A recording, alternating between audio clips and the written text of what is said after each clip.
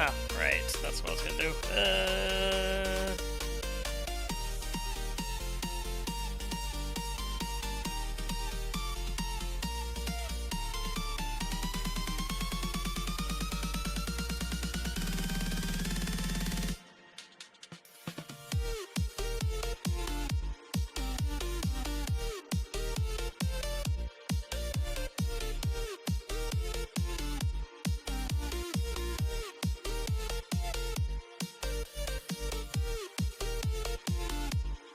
Oh, right.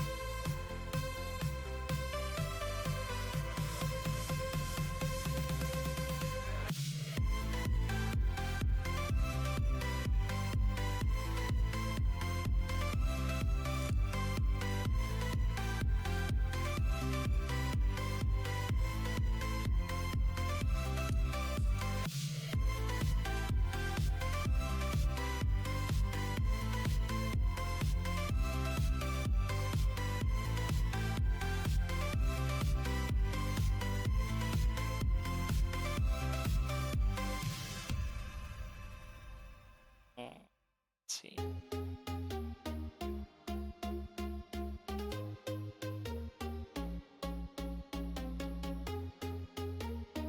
Okay, so in other words, that part uses the same color.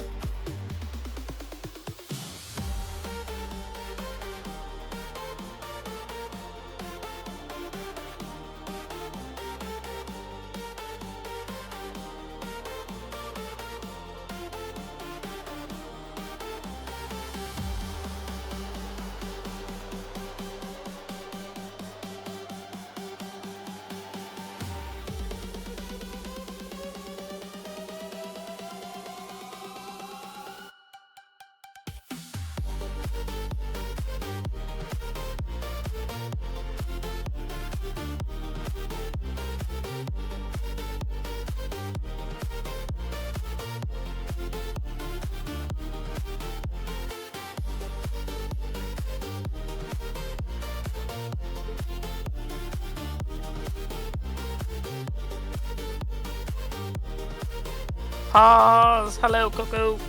Wee.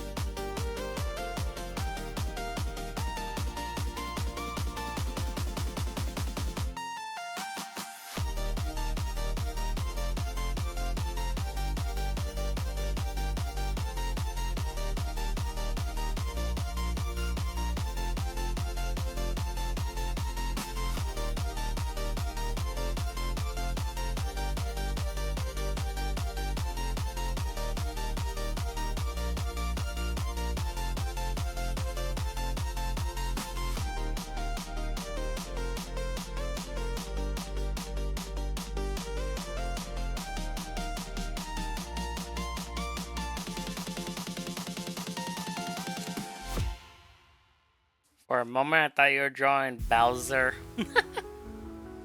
Nah. Maybe one day.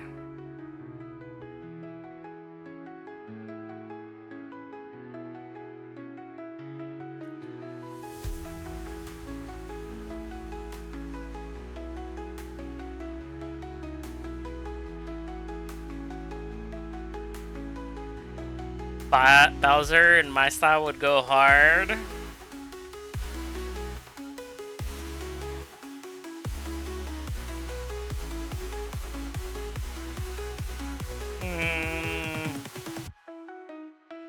Let's see.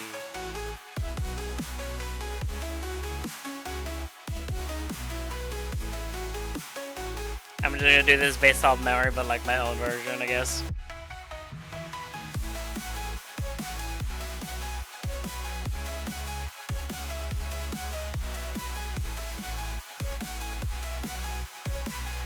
What happened to Springtrap? I finished the picture.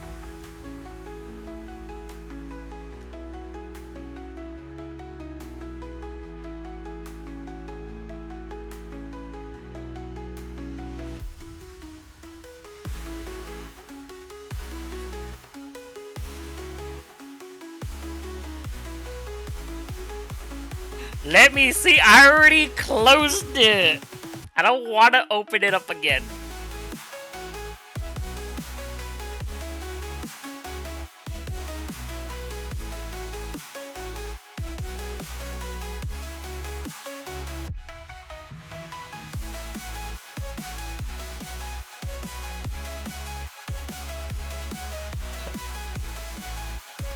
I need to look at the voluptuous curves. I don't even know how to say that word, man. Stop using big words. Raptor has a small brain.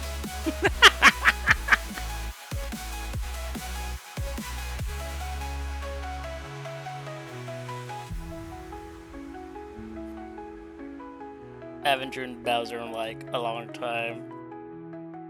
Actually, ever. I only drew him like maybe once or twice.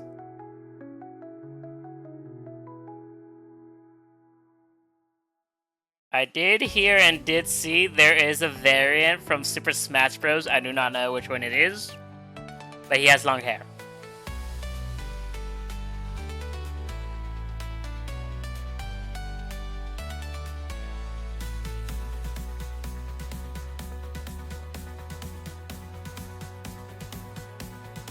Give him that chunky bod that we all love him for.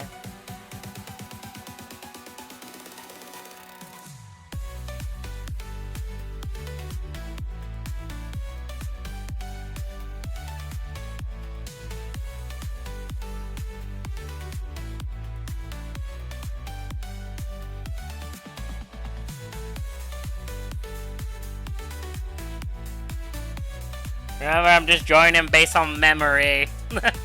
Oh, the Mega Bowser. I think that's his name. Is that his name? Let me look him up. Mega Bowser. No, not Bauer. Bowser. Pretty sure I saw him with longer hair.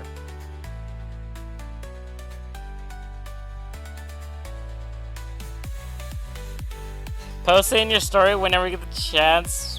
Account, please. I want to post it on Twitter and Blue Sky.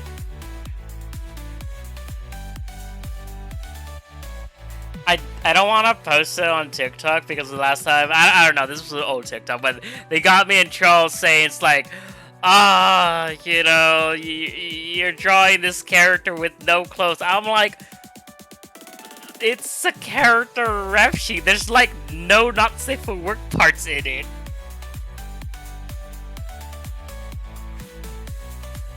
So yeah, I got in trouble last time for that. I know.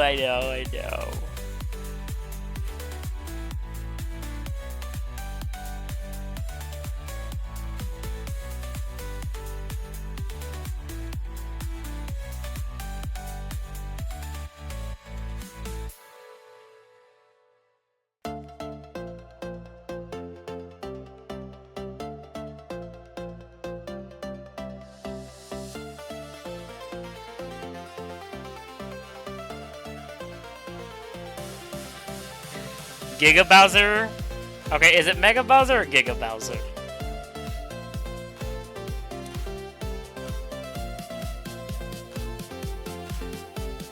Dude, I swear I saw Giga Bowser with longer hair that literally looks like Goku. Unless it was a mod, but he did not look. He didn't have his hair that short. What is this Mandela effect?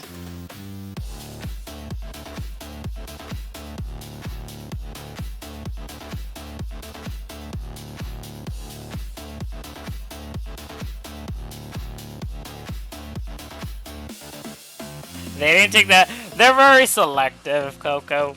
They're selective.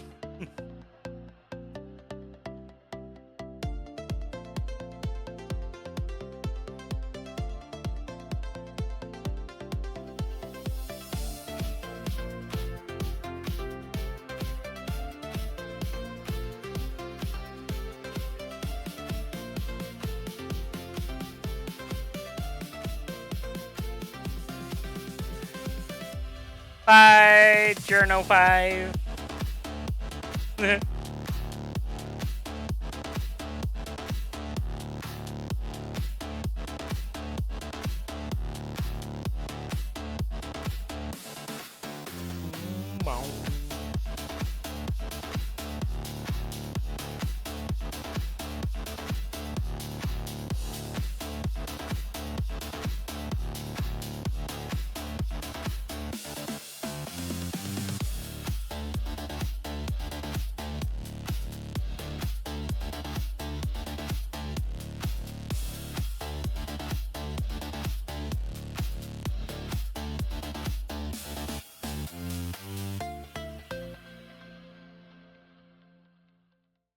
Didn't he have one around his neck? Yeah, he did.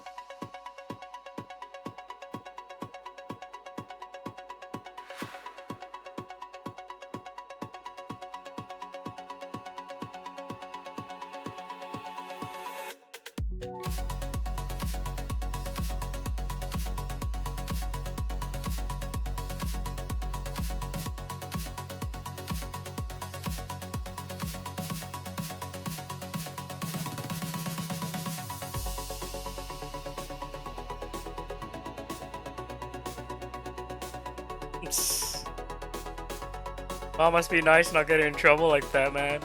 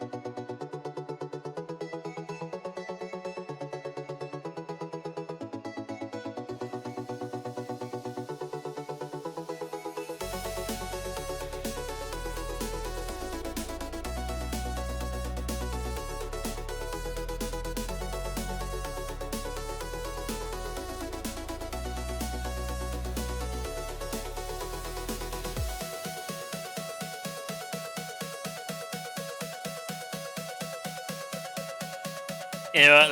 Let's just color him for sake of it.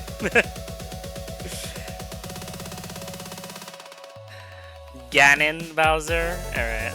Yeah, I was like too hyper focused with the picture.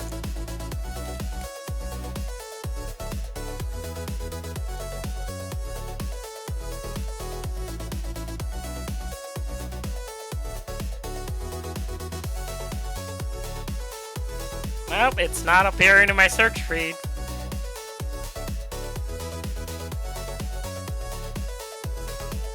Like I said, I could have sworn like it was literally in the game. That, or it was someone that rendered a picture and they just made it look different. That made it look like it was in game. I could have been mistaken. Could have been mistaken. Also, I looked away for a bit as expected and he looks great. Thank you.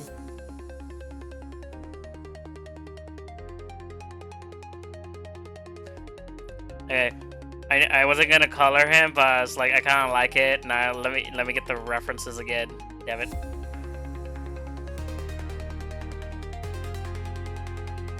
Should we go with video game Bowser or movie Bowser or both? I don't know. Let's see whatever looks good. Okay. I actually need a rush.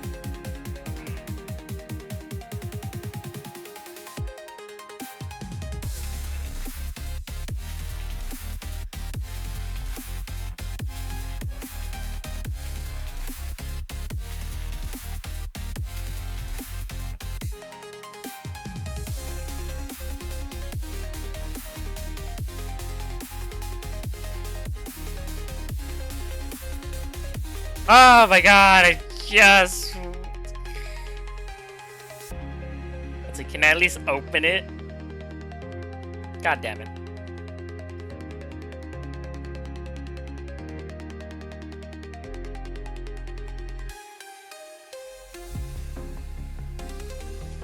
When they're trying to do something about Windows 11 being like, nuh-uh-uh, you forgot to say the magic word. Alright, pictures, screenshots.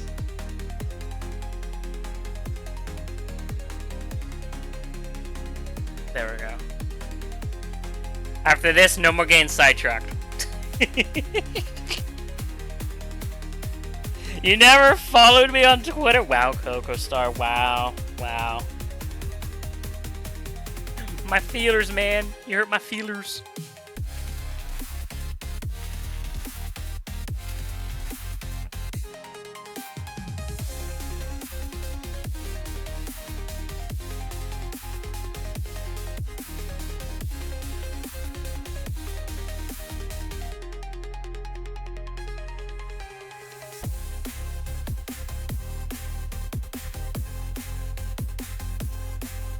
It's just gonna be shitty color, and I'm not actually gonna like properly color it. Just shitty color.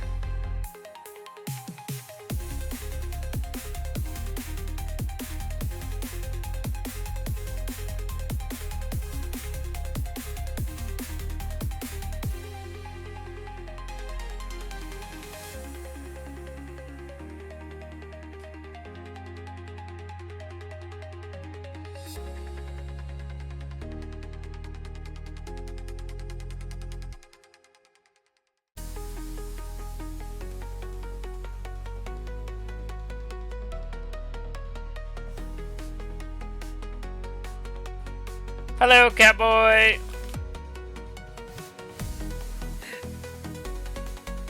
Also,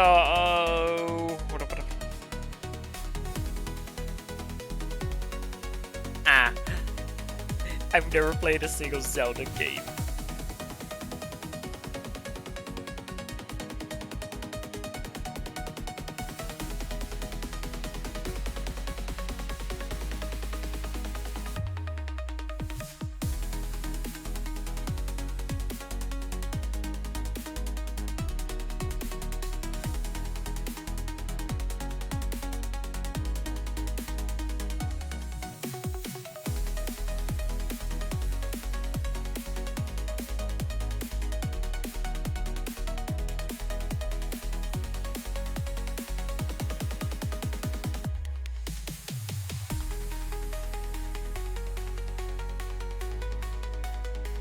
More dark tone.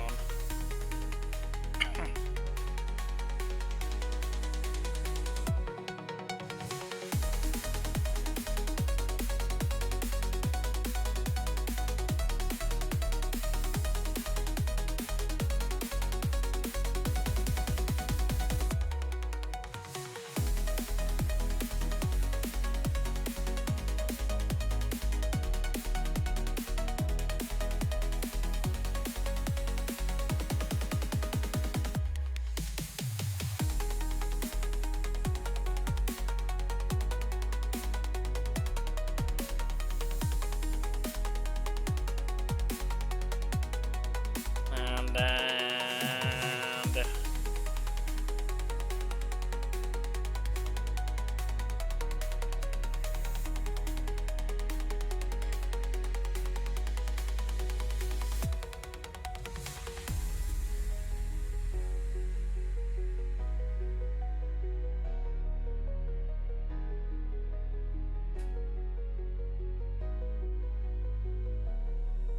so everything else is yellowish then.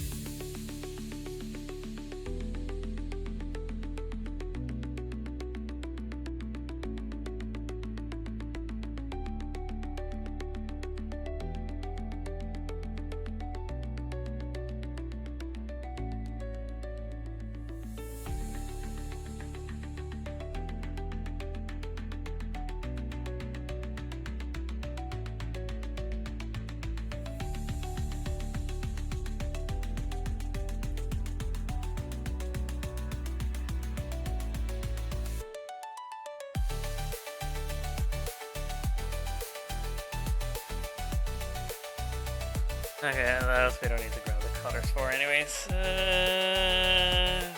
Whew.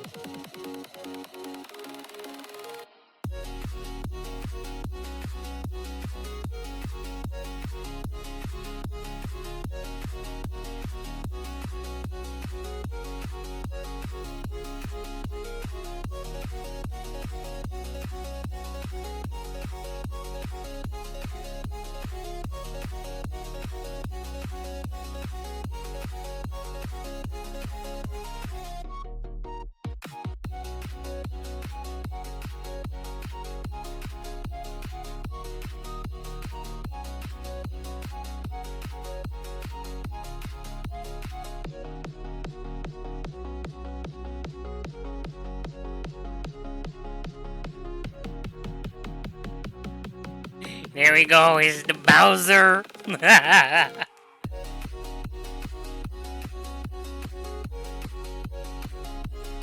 You zoom in, little tiny raptor.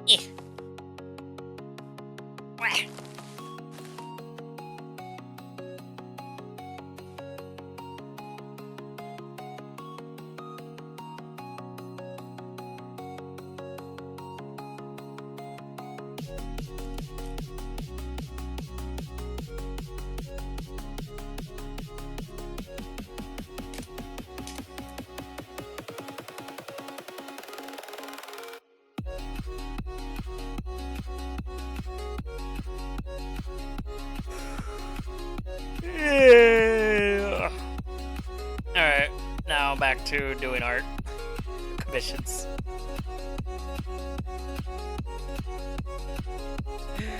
Back, I love how this guy came out. You're back and you didn't even get a good look at it.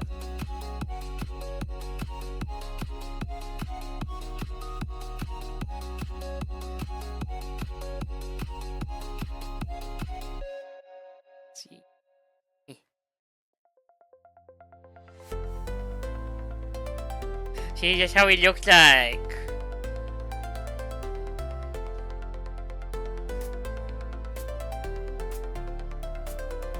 And there's a tiny raptor right there. I did delay between my messages and you changing back. Ah, okay. Wait.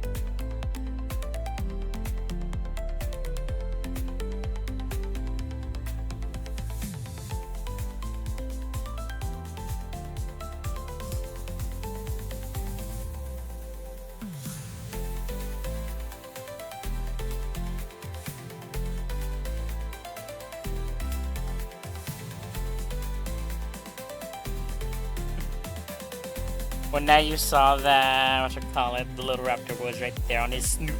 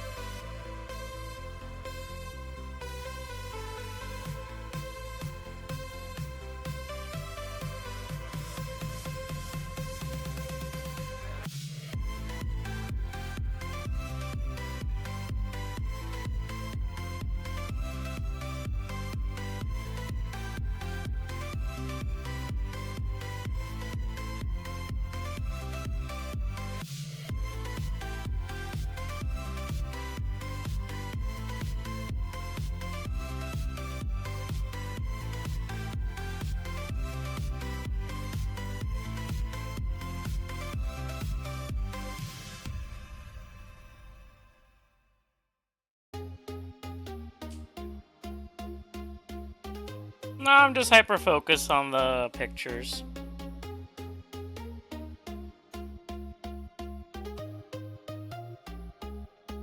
That's what it's like being an artist. You just hyper focus. Everything just down.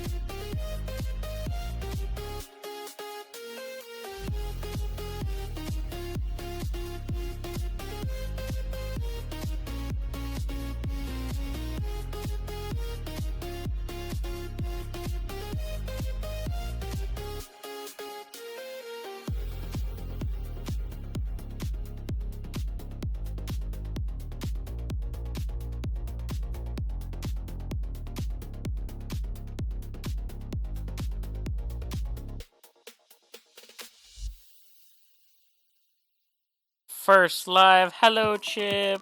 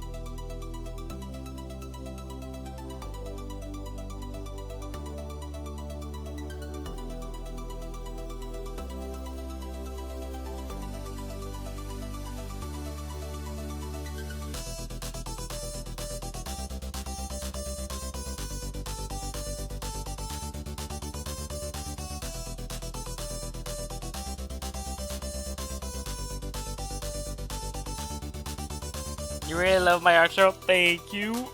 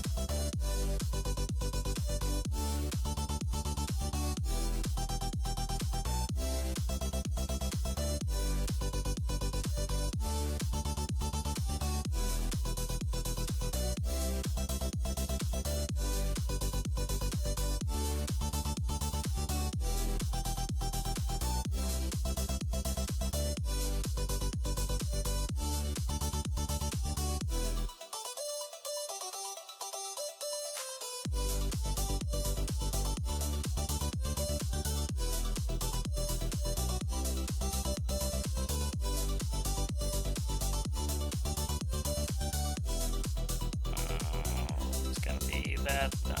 Okay.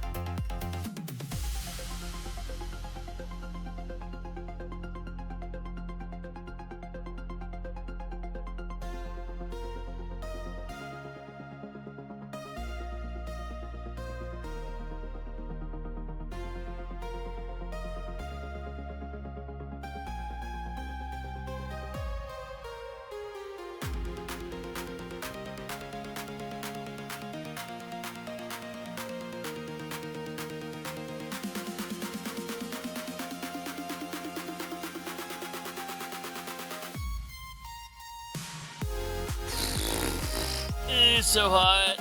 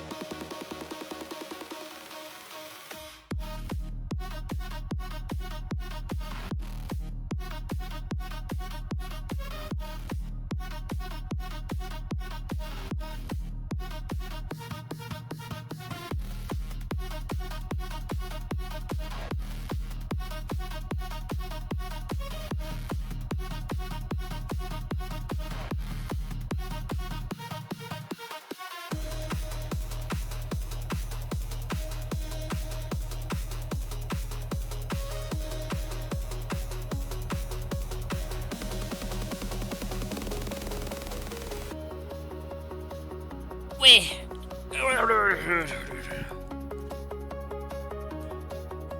Uy.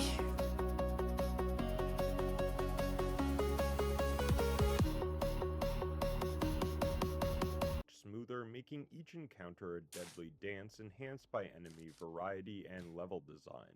Gameplay mechanics were expanded, giving the player a wide variety of unique customization choices for their builds. Whether that was the 50 plus weapons you can find on your journey or the insane amount of implants at your disposal, you could experience the game in 10 different ways.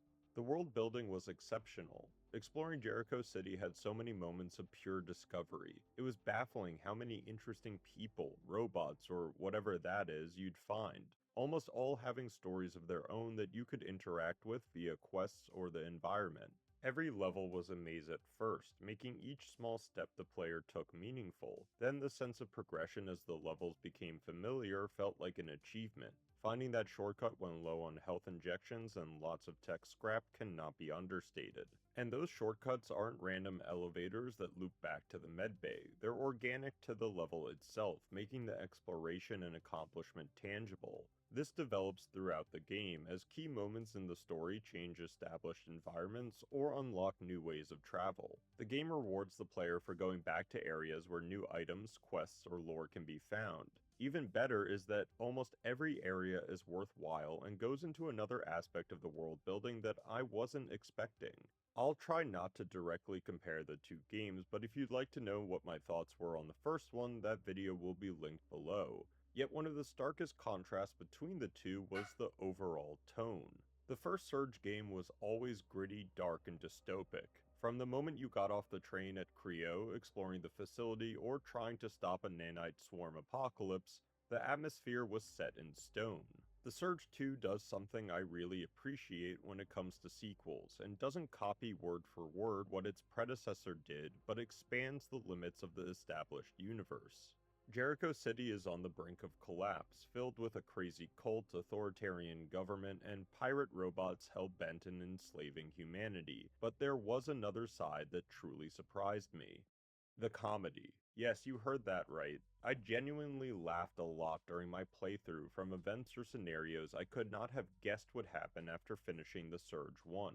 These comedic moments intertwined between disturbing sci-fi and an unsettling apocalypse were so well done that I marveled at the writers taking such a huge leap and succeeding. It made those grittier instances, which there was no lack of, hit harder because you knew there was another side to the coin. It doesn't make the Surge 1 less intriguing, but it does distinguish the games. And not all is perfect. There were some oddities and hiccups along the way. Certain aspects of the main story felt a bit lackluster, one being the choice for us to play an unvoiced and emotionless character, even though there is a caveat to that, which we'll get to later on. And the pacing of the game is 90% perfect until the ending portion, which felt a bit rushed and anticlimactic. But for the majority of the game, I couldn't take my hands off the keyboard, and that feeling started with the opening cinematic. What if machines were pure? A basic universal concept without morals or destiny? The Surge 2 starts off seeing Project Utopia's launch with a narration talking about humanity's influence on the nanites and whether they can be the next evolution of conscious life or succumb to their creator's imperfections. Starting the story right after the events of the first game was the right call. There were lots of questions after finishing the Surge 1 because of its ambiguous storytelling structure, and I wanted answers. Looks like the first victim of the nanites is a plane, and we get our initial look at Jericho City. There are some interesting details within these 20 seconds that set up the premise. For one, an intact city with a populace. I don't know if it was just me, but from the first game, I thought the outside world was more Mad Max than functioning society. The next detail I noticed was briefly seeing most of the dockyard is barren, with ships stranded, confirming the environmental degradation narrative. I was getting hyped. But then we get a character creation screen. For a game that 99% of the time you'll be wearing a helmet that obscures your face, I don't know why they added this. It does have some lore for each character choice: a mining war veteran returning from suppressing a workers' revolt on a lunar colony, a forklift operator that sued Creo and lost 3 times, or a former arms smuggler. These were small but neat details that added just enough to the overall universe without having an impact on the game itself, and confirms that we were on that plane crash. Our character is woken up by a girl's voice saying, "It's gonna kill you," and the game truly starts. Off the bat, the graphics look great. This is an in-house engine called Fledge, created by Deck 13, and it's always a breath of fresh air not seeing Unreal or Unity. I wondered if one of the criticisms of the first game might have been the slow start, so right away the player gains a lot of information. We're in a prison, as the warden is heard over the loudspeakers telling all inmates to stay inside their cells due to an unknown assailant, and an audio tape gives us the time frame of 2 months have passed since the plane incident. It also explains why we've been brought here. The medical team is trying to determine if we're infected by the nanites, and remembering the horrifying audio tapes from the first game about nanite metamorphosis, I hope not.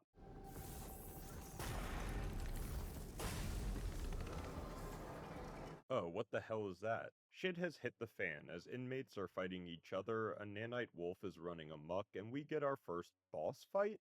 The Surge 2 gets a lot of things right, and boss fights are absolutely high on that list. Almost every boss encounter has a preamble that introduces the player to the mechanics of the fight. Whether that was the Warden's attack moves being similar to the inmates, the Hunter's traps and Gideon's rock being deployed by Captain Cervantes, or the ranged weapons before Ezra's shields, the player wasn't going blindly into battle. Boss arenas were diverse, with some tense close quarters combat leaning towards constant engagement, or enough room where mobility and quick jabs were effective.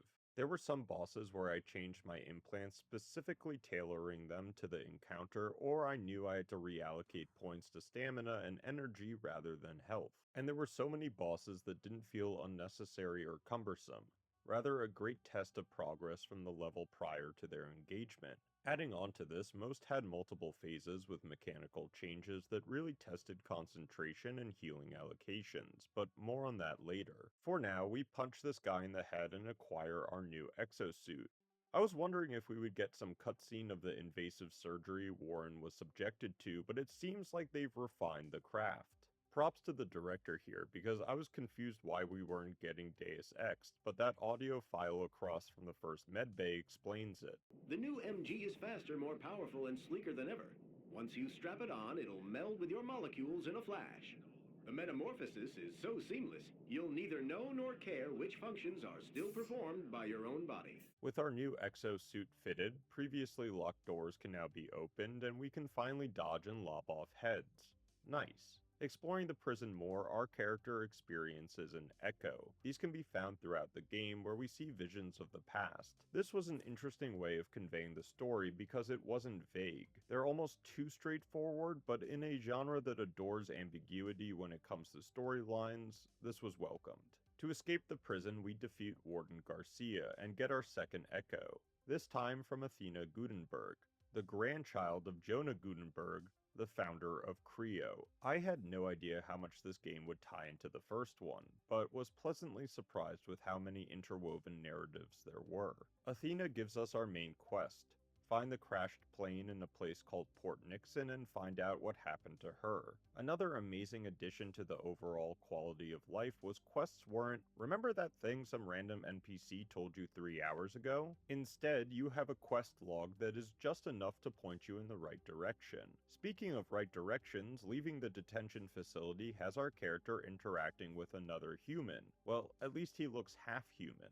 This is Brother Truman, who is part of a cult known as the Spark. He remarks the city is dying, that only his organization will bring a new order, and he would like us to talk with Brother Eli about his pitch. And get this, we have a visual cue where to go. It's the octopus. Already within 40 minutes of playing The Surge 2, I was excited that almost all my quips about the first game seemed to have been addressed.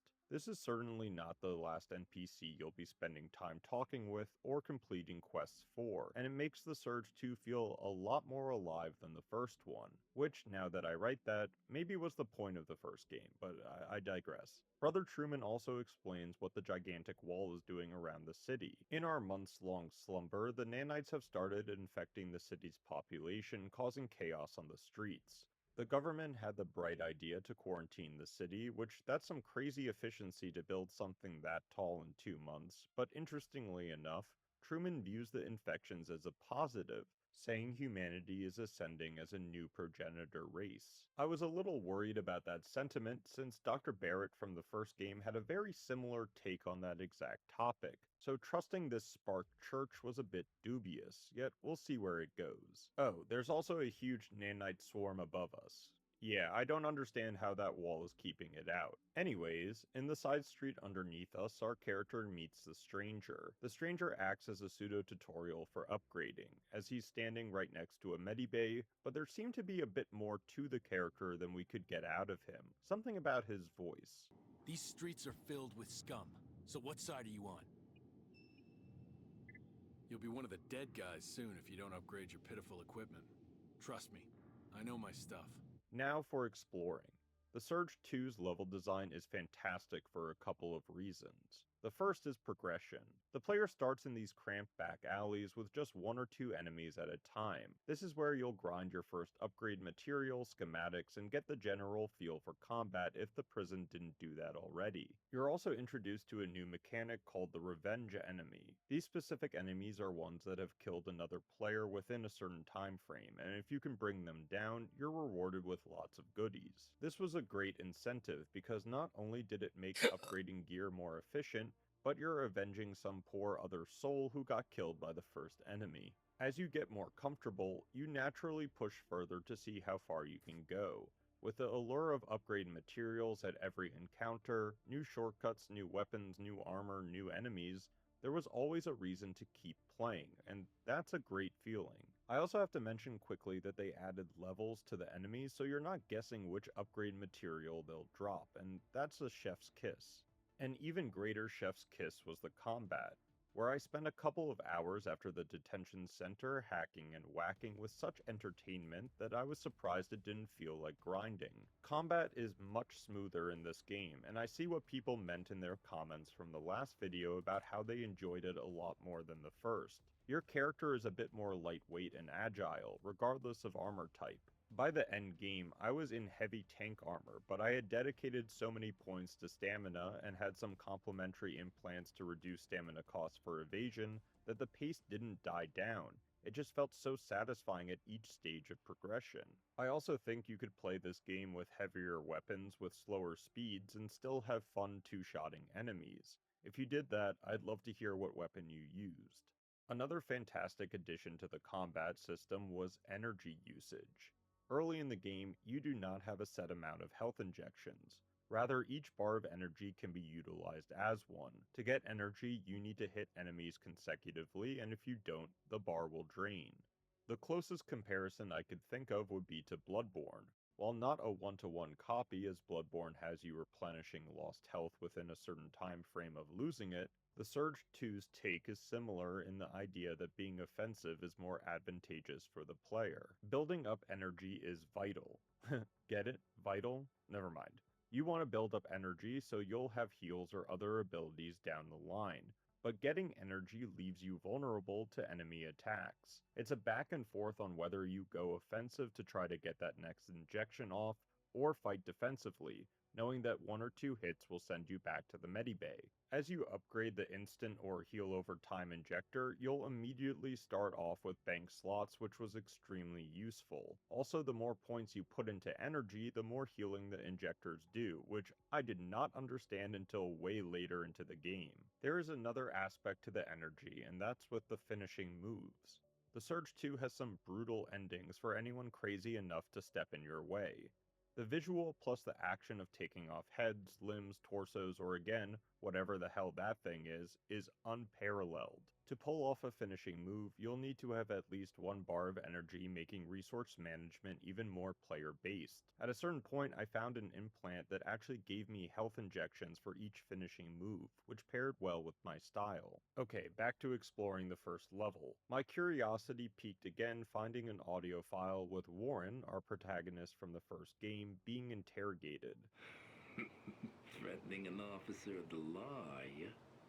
You've been keeping a lot of secrets since that Creo incident. Yeah, whatever. You got nothing on me and you know it. AID has messed with the wrong guy this time.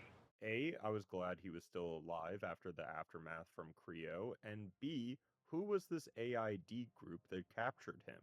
These small moments add on to the gravitas of storytelling the Surge 2 excels at, because a player could have easily missed this. Honestly, a player could miss a lot of the audio files within the game, but it adds another dimension for players eager to know more, since it will now subconsciously tell the player, hey, look in random corners in every level for more insight. There's another mechanic linked with the audio files where a friendly vending machine asks you to collect them, and for every 10 or so, you'll get a reward, which was a great incentive. Another aspect of the storytelling was the echoes I mentioned before. You'll find them throughout each level, but instead of being a physical disc, they're told through nanites, which had interesting implications and many questions. How are we interacting with the nanites? Up to this point, most human interactions with them involve subjugation. Why were the nanites showing us these specific moments, and why would they give the player a gift after each showing? Most of the echoes involve Athena and the aftermath of the plane crash, so I assume she had some connection with the Swarm. Plus, it looks like she has Jedi powers. Maybe that's why the government troops are trying to capture her, as we get breadcrumbs of where she's headed to next. Speaking of the government, we get our first look at General Ezra Shields, the commander of the AID Response Division. We've encountered some of his troops already, and now we know why. The government quarantined the city, halting the evacuation and killing anyone that tries to break out, which means us. The next area I found was surprising, and harkens back to the comedy bit the game pulls off. There was no way I could have predicted the Cloud9 bar. It might be the end of the world, but that doesn't stop the rich from partying it up and making our character grab them drinks. This was such a stark contrast to what we've been experiencing so far, whether it was the cheeky bartender, the raving DJ, or the malfunctioning robot Harold. I couldn't help but laugh at the absurdity of it all. Please excuse the system malfunction. My network has been hacked. A mere human wouldn't comprehend. Yet there is usually meaning in absurdity, as Harold discloses he works for none other than Jonah Gutenberg, who is in one of the nearby Creo facilities trying to fix the nanite problem. This was a neat piece of information because during the first game, you only hear Gutenberg's audio log in his office, but never meet him. Obviously, I distrust anything Creo related, but with his granddaughter in the mix and him personally being in Jericho City, I was intrigued by the setup. To meet the infamous CEO, Harold says that we must first deliver the brain of a nanite creature residing in Gideon's Rock, the nature reserve adjacent to Cloud9.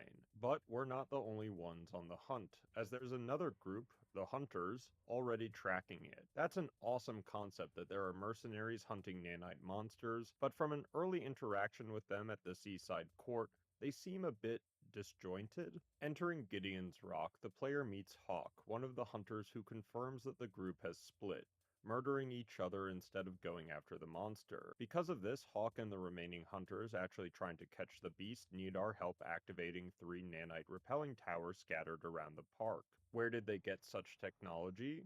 From an audio log, it seems Gutenberg has actually been trying to solve the nanite issue and gave them the repellers that would essentially trap the creature within the zone, making it easier to kill. Unfortunately, I was not prepared for the enemies here, and similar to other Souls-like games, needed to find another path, getting upgrade materials and some armor sets.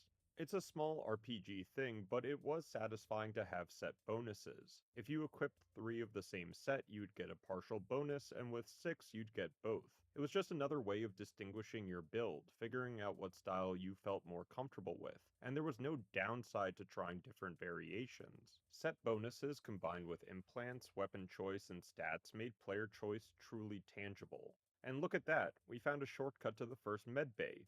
Sweet. The next area to explore was the Seaside Court and Port Nixon.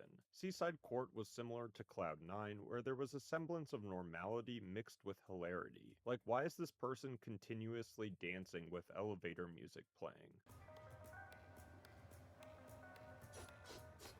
We meet Brother Eli, who is part of the main quest, yet small tangent here.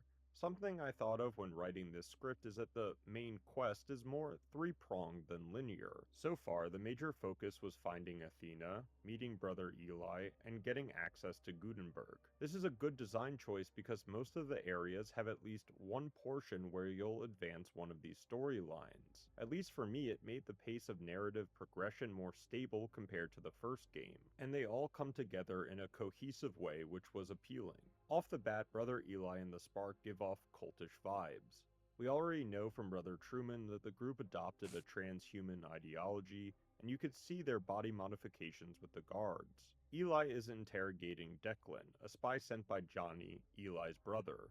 Familial issues. Eli's problem with his brother is that he's a drug kingpin, and add another thing to my did not expect bingo card. The drug called Blue Sparkle that Johnny was peddling empowered the populace of Port Nixon to push out the AID response teams during the nanite invasion, but the substance abuse has continued. Eli agrees to open the gates to the next section in return for us dealing with his brother, and uses religious verbiage to justify a murder. Now that I know how he's earned his dirty money, I have no choice but to wash my hands of him. We've given him more than enough chances. Entering Port Nixon, we get an audio log recounting the last days of the AID involvement in the area. It confirms that the response teams got eviscerated by Johnny and his drugged-up goons, but the soldier also confirms that they had found a single survivor from the plane crash. I believe it was mentioned by the doctor's recording at the beginning of the game that there was only one survivor. We know Athena is alive, but we're moving about. So did we actually survive? Keep this thought in the back of your head. Briefly, I'd like to talk about the aesthetics of the levels. Port Nixon was expertly done. From the setup shot of the dry dock far off in the distance, industrial pipes being used as bridges, a sickly coastline, or the decrepit underbelly of it all, this was unique. Each level in the Surge 2 had a distinct feel and ambiance to it that I know I said I would not try to compare the two games, the Surge 1 lacked. Whether it was the futuristic gardens of Gideon's Rock, the militarized oppressive structures of the AID Central Command, the pirate ship from the DLC, or the spooky underground, Jericho City felt like a true city. And it's not just the macro design, but the small environmental details too. Seeing the AID units being hung like drying meat, or the citizens taking the drug as a last-ditch effort, making them turn blue, was thought out and consistent with the overall picture. Maybe this is one of the reasons why I couldn't put this game down. I wanted to see what was next, where the game would take our character, and what details or secrets there would be. Hell, I was even excited to meet Johnny. Hey! Can you hear me, morons? Who turned the damn power back on? I shut this medbay down for a reason, you good-for-nothing gasbags! Oh, wow, I think he took too much Blue Sparkle. After slicing up most of Johnny's guards, we gain access to his base of operations and stumble on a scolding from none other than his mother, Matriarch Celeste, who is the leader of the Spark. Obviously, you don't want your children dealing or using, but it seems like Johnny doesn't want to play the family cult fiddle. Before we get to the boss fight, I do have a question about Blue Sparkle. Is the drug actually nanite related? There is the visual change when enemies inhale it, and from the audio logs, we know it gives them extra strength and speed. We also know the Spark believe in the transition from flesh to machine, so did they somehow have access to nanite technology before the plane crash? Even one of Johnny's moves in the boss fight reminded me of the nanite sludge that the hunters talked about in Gideon's Rock. What were your thoughts on this? Anyways, this boss fight was great, and a departure from my confusion and annoyance at the Surge 1 bosses. Despite not really setting up the mechanics before the fight, the player can easily pick up that you'll need to focus the life support systems and other doohickeys on Johnny's pod first. A neat detail was the subtle visual hint from the unique health bar for this, as you can see his temperature rising as you destroy the cooling batteries. The ability for movement was also appreciated. The arena is large enough where the player can take their time advancing or retreating with certain attacks and gives you enough time to learn Johnny's patterns. He wasn't a difficult boss, but was a good appetizer for what was to come. Eli congratulates us for doing his dirty work, and I couldn't help but laugh that Johnny's dismembered torso had physics linked to it. But there is a twist. Trying to leave Port Nixon, we're confronted by Eli, who revels in the thought of taking over his brother's influence. And he knows that he needs to take revenge on us if he wants to convince everyone that he had no part in the murder. Unfortunately for Eli, we upgraded everything before this encounter, and both of Celeste's boys are dead. Back in the first area, we get a call from the stranger, telling us he'd like to work together and to meet him by the canals. Again, the layering of narrative is fantastic. You know the Spark are out to get you now, but you can deviate with these side missions, and that stranger's voice sounded so familiar. He even makes references to the first game, comparing us to the Black Cerberus division, which was a nice callback. So, what does he want? The stranger asks us to find gear, specifically an AID set of armor, so he can infiltrate their headquarters deeper into the city and reveal the truth that they're hiding. This corresponds with our Athena mission because the most recent echoes have been pointing in that direction as well. He also mentions defrag, or the ability to stop nanite metamorphosis, but thinks that's a lie since no one has been getting cured. Okay, we have our marching orders, but while we're here, I wondered if our actions with Brother Eli had any effect on other NPCs, and it was awesome that it does. Going back to the prison exit, you can talk with Brother Truman, who is not so stoked about what we've done.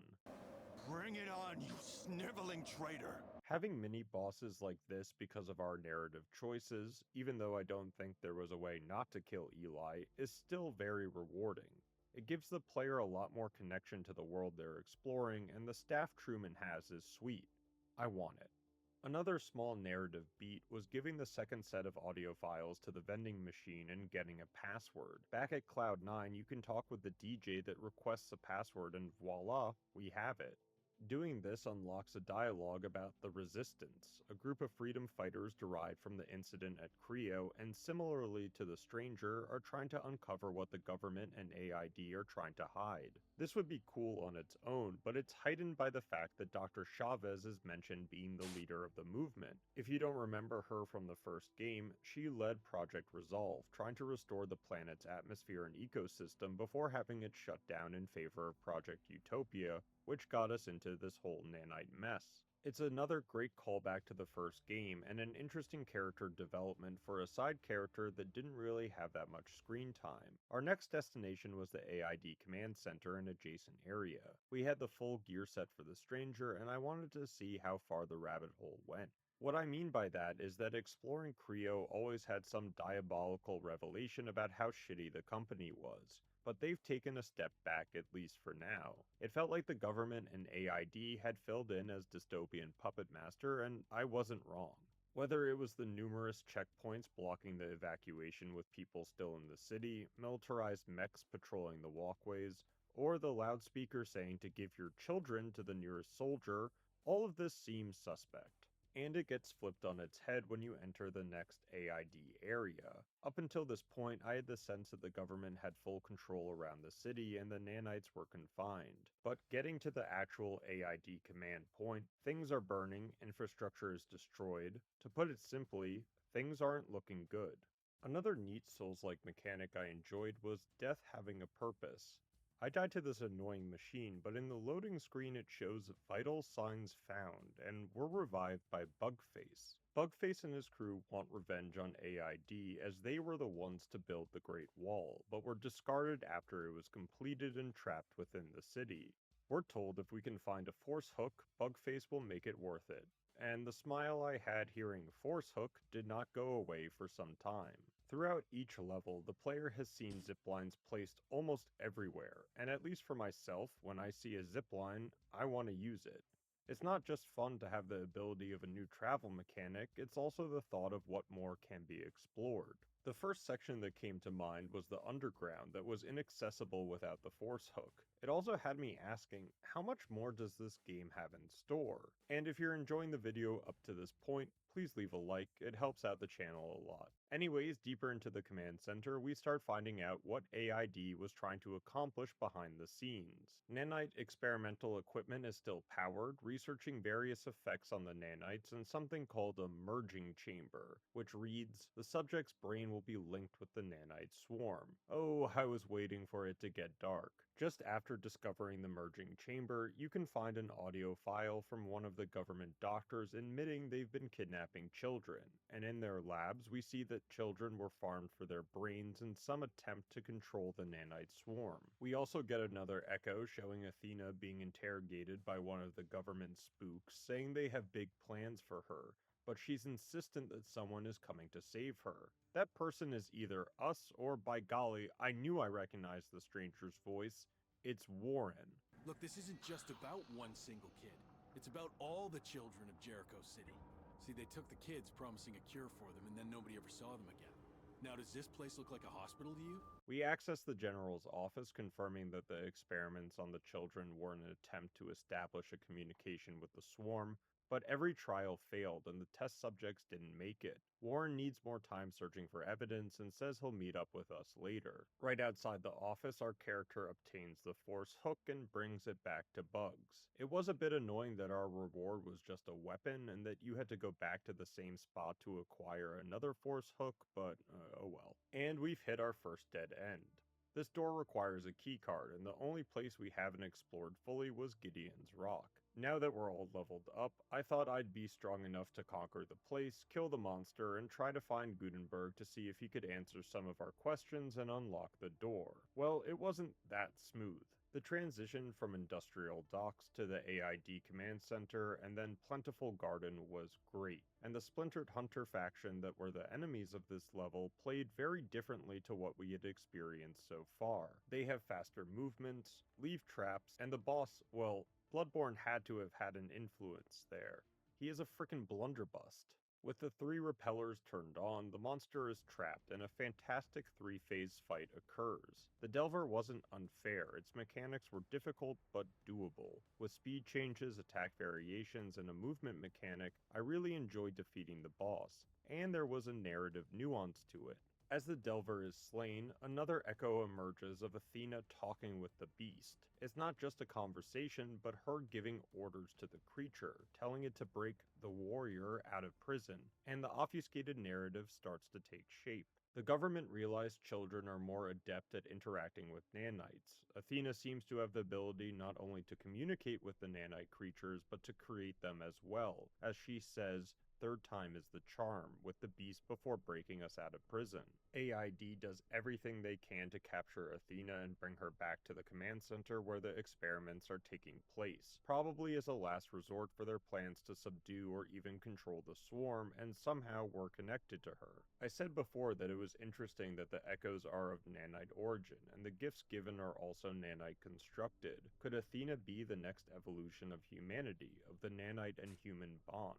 Could we be that as well? So many questions still remain. How was the connection made between Athena and our character? Was Athena involved with Project Utopia, or was it just a coincidence that our plane was hit by nanites during the first launch, and she was lucky not to be fully assimilated?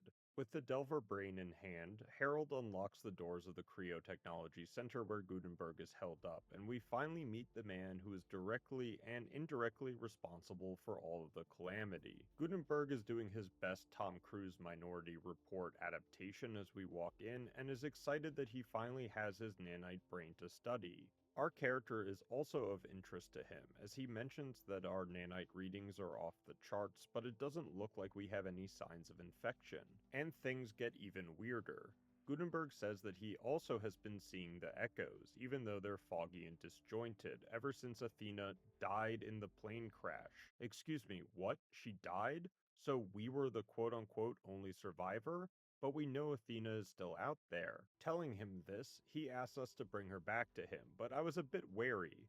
I didn't trust him because of what we knew of Creo. It makes sense that our character wouldn't have this reaction, and Warren didn't really mention anything other than finding secrets, so it seemed that we didn't have a choice. With Gutenberg's keycard in hand, we venture back to the AID command for the rescue attempt. General Ezra Shields is waiting for us, saying that we, the warrior, are too late and the process is irreversible. More echoes show the science team deliberating whether to actually hook Athena into the machine, since they're worried her nanites are in such a state of flux something even more disastrous could happen. But they are overruled by Shields, who believes this is humanity's only chance of surviving. We'll burn in hell for everything we've done. Nothing's gonna change that. But if things go bad, I'll be right next to her in my mech. And believe me, I won't hesitate to pull the trigger if shit goes sideways. Unfortunately, and this is on me, I somehow hit the stop record button after my first death to Shields and don't have the footage of defeating him. I truly apologize. The general wasn't lying about being too late, as right after he's defeated we get this cutscene, and I was really impressed with their in-game engine's rendering ability. It looks great.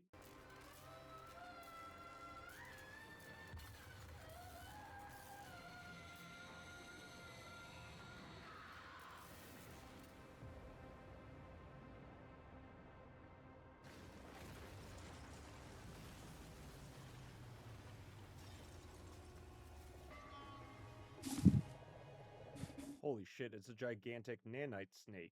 Maybe the scientists were right not to experiment on Athena. Our character wakes up in the underground, and to my astonishment, Athena is communicating with us again through echoes, but instead of memories, there is a direct connection, so some part of her survived. Nanites are now rampant, and Celeste is attributing the previous event to the Spark Doctrine of Ascension.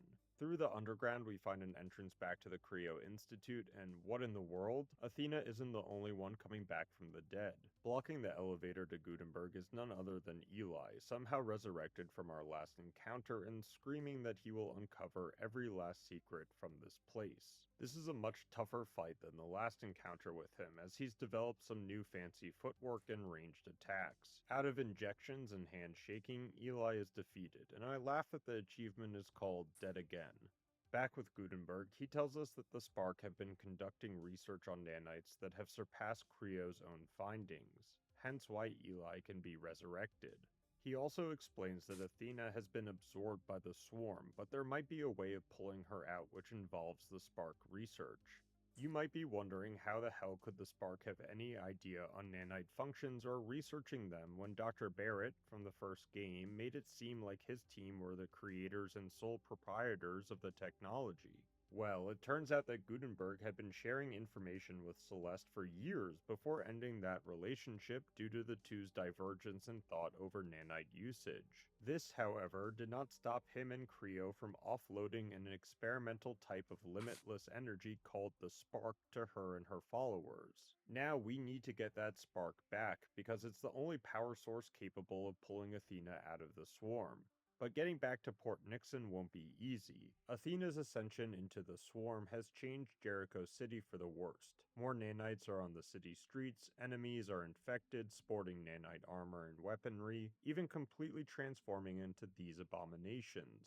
From a design standpoint, I adored this transition because it kept the game fresh. Warren contacts us again, asking to help him escape the city so he can reveal the truth about Creo and AID. That's important, yes, but I think we have a bigger problem in the fact that the nanites seem to be on the precipice of destroying all of humanity, so a headline in the New York Times probably won't help that much.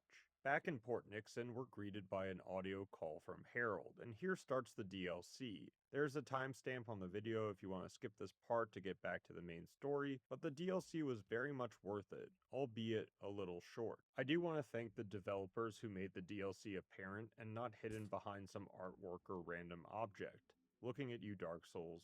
A Creo ship has run ashore next to the Spark's headquarters and is sending a distress signal with the line, "Robotic Revolt." What could it be? Nanite-infected machinery? Humanoid cannibals with a propensity for electronics? Oh, it's a dude grilling. Sorry, paranoid guy grilling. Listen, I don't want to upset you, but, don't make any sudden moves, okay? We have to stay under the radar. We're told that a pirate invasion has occurred on the ship and that Sydney, Norm's wife, yeah, his name is Norm, is trying to take back control from one of the command towers. Norm seems a bit off when you ask him specific questions like how he knows Sydney, and is more interested in serving up his famous hot dogs than helping his wife out. We quickly figure out why, as opening up the garage door introduces us to Kane, the ship's AI network, and oh boy, I was here for this. Yet another distinctive level design aesthetically, having this aircraft carrier retrofitted to look like an American 1950s suburb, and Kane's appearance was striking too, and there was a mechanic related to his Eye of Sauron red glare. Kane has taken up arms with the pirate invaders, patrolling the flight deck with his gaze, and when you're caught in the light, enemies will swarm you. Despite being almost impossible to hide, this was still an interesting and new mechanic that led to a lot of intense multi-enemy fights. The enemies themselves were well done. I liked how the robots reminded me of Barrett's experiments from the first game, and the bigger versions had me thinking I was in the original Dark Souls descending the giant's tomb. Whatever version of enemy you were fighting, you knew it was a robot, and thank God there's an implant that gave you bonus robotic damage, or I fear I would have been screwed. However, not every robot wants you dead, because in one of the maintenance shafts you'll find one of my favorite NPCs of the last decade, Proto. Proto need help. Charging core. We'll rest at hideout. Honestly, this DLC has a couple of NPCs that were awesome. Proto is not part of the robot pirate sentient hive mind dubbed the Collective. Some sort of glitch or anomaly in his system has freed Proto from his previous fate and has instilled within him free will, which is awesome, even if he misses his friends. Getting Proto a new energy battery restores him, and wow, his hideout looks like my office. He mentions that the pirate collective did originate from the power surge at Creo, which, geez, I don't think Sally expected how much of a 180 her actions would cause. Regardless, with his newfound initiative, Proto wants to watch movies. You'll see Proto again if you keep eyes open. Maybe Proto should go to the movies. You and me both, Proto. Another notable NPC was the Vendatron, who experienced human oppression for all his working days and joined the collective to spur on the revolution.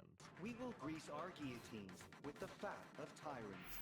Comedy aside, this was an amazing concept that, yes, even vending machines would want freedom if given sentience. After a pretty insane boss fight, seriously, this was the only arena I had a qualm with because of its size, a shortcut opens back to Norm, who is starting to sound less coherent about what he's actually doing on the ship, saying he can't remember a single thing before we showed up. To help assuage his discomfort, we share with him the captain's records, but that doesn't go as planned, since his name isn't on the passenger registry. Uh-oh. We also get more information about why Kane turned sides, as an audio recording reveals that Sydney removed the AI safety locks trying to control the collective, which backfired. We've heard a lot about Sydney and briefly get to meet her at the movie theater. I did appreciate a film being shown, and I think it's from the first game's DLC, but let me know if I'm wrong on that. To get around Kane's interior defenses, Sydney has devised a plan to get us to the upper levels using the aircraft carrier's launch pad. We just need power since there is a car ready, and I wouldn't put it past Creo to have thought of an easy way of disposing clientele. With waves of enemies taken down and the Back to the Future car powered up, we kick it into launch, and wow, what a fantastic visual. Now on the upper levels, we're able to log into Kane's systems with the clearance card Gutenberg gave us for the AID command center, which was a great detail, and try to shut off the Juggernaut. And with most things in the Surge universe, it doesn't go as planned.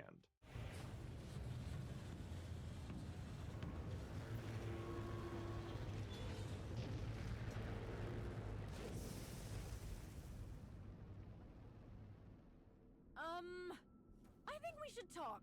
Instead of disabling Kane, the surge we initiated charged up his defense routines, and the only viable way of dealing with it would be a trial by combat. Sydney admits she knew this was a probability, but since we're a badass, she was going to take the risk. Like other Creo employees, I was getting the sense that she wasn't a good person, and this was confirmed when exploring a side entrance right next to her. Lo and behold, there was Norm. Lots of Norms. Turns out Sydney has been replicating Norm, and with this memory chip, the last piece of his puzzle is revealed. I've just had the weirdest hunch. Could you lend me that gizmo for a moment or two? Reboot initiated. Standard settings restored. Memory transfer completed.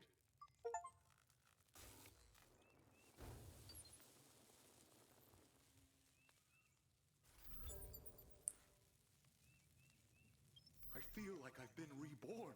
Norm is a Husbot, a machine manufactured by Sydney to take care of household duties, but in reality was a mechanical slave discarded when their sentience questioned her. This version of Norm tried to leave the ship when he realized Sydney's actions with Kane caused the deaths of everyone on board, so she fried his memory and essentially left him in suburban purgatory. I was pleasantly surprised by how dark this narrative was, and the game's overall theme of free will for sentient beings. As Norm is about to leave, his dialogue is haunting.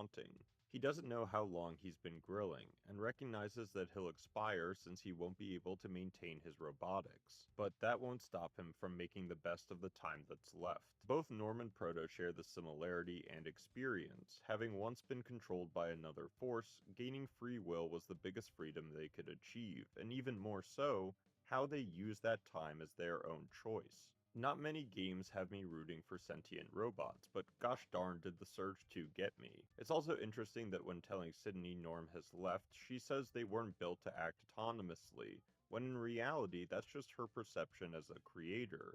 Even worse is that she says she has a couple of spares like they're AA batteries. Sadly, there wasn't a way to break out the rest of the Norms from their chamber, so onto the boss. Kane, Core Protector, was a decent fight.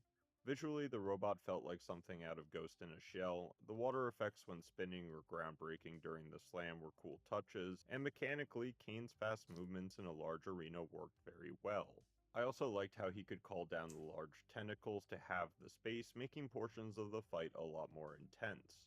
Now, I don't know if I was over-leveled for this because on the second attempt, I was dealing massive damage to its, for a lack of better word, movement ball. Focusing on that part only had Kane down within a minute, and I was surprised there was no second phase, especially this being a DLC. Honestly, I get why people complained about how short this experience was. It was very polished, and there was a lot of substance within the 2 hours it took to complete, yet I think there could have been more. There is one last choice the player gets to make, and that's what happens to Kane.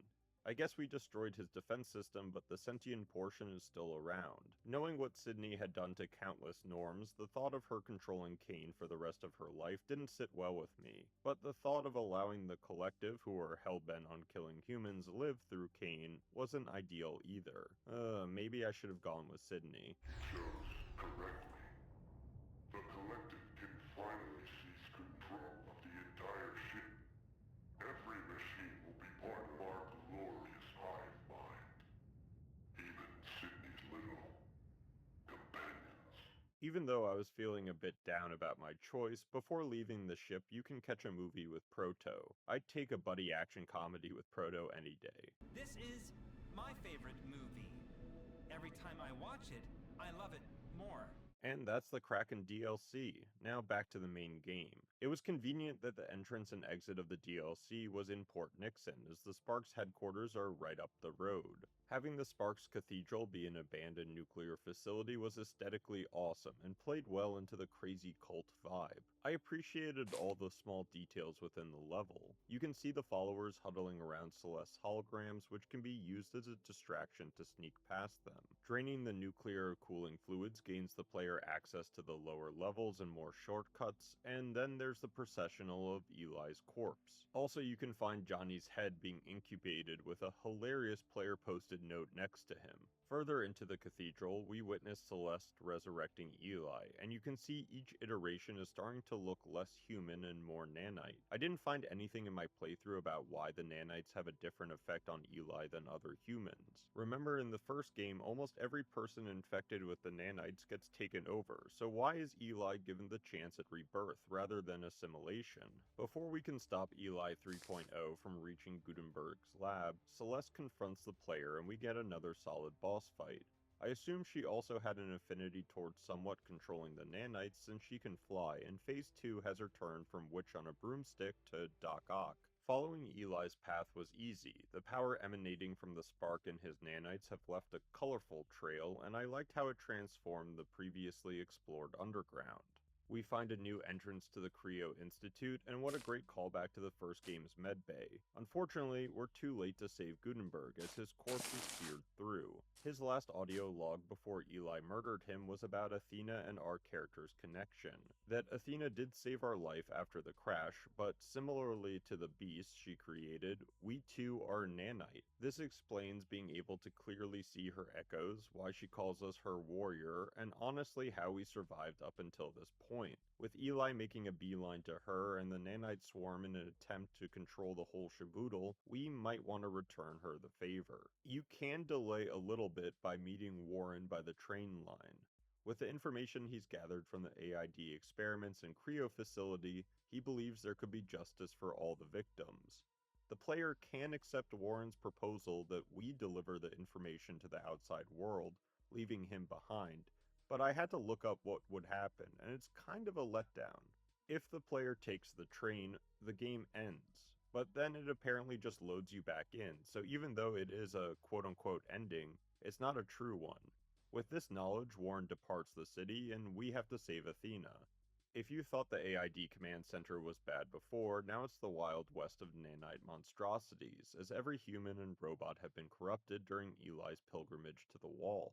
This is one of my favorite portions of the experience. Throughout the game, you've seen the Great Wall in the background of every area, and now you get to traverse it. Eli and Athena are having this epic duel as you ascend, and I love the detail that the last of the AID are fighting with the fully transformed nanites and followers of the Spark in a chaotic free-for-all. Damn, too late again. Eli consumes Athena's power and is now the Uber Nanite, teleporting us to another plane of existence and makes himself look like a character from Warframe. This fight had all the hype around it, yet sadly, was maybe the most disappointing of the whole game. Archangel Eli had maybe 5 attacks that were easily telegraphed. There was no second phase, and if you focused on one armor spot to break it, you'd be dealing crits each hit, making the fight last a minute. For the final boss of the game, and of the series, since I don't think there will be a third game unfortunately, I was underwhelmed. You do get the choice after defeating Eli whether to spare his life or execute him. After all the blood, sweat, and tears, this fork in the narrative road felt a bit anticlimactic. Perhaps humanity deserves to exist, after all.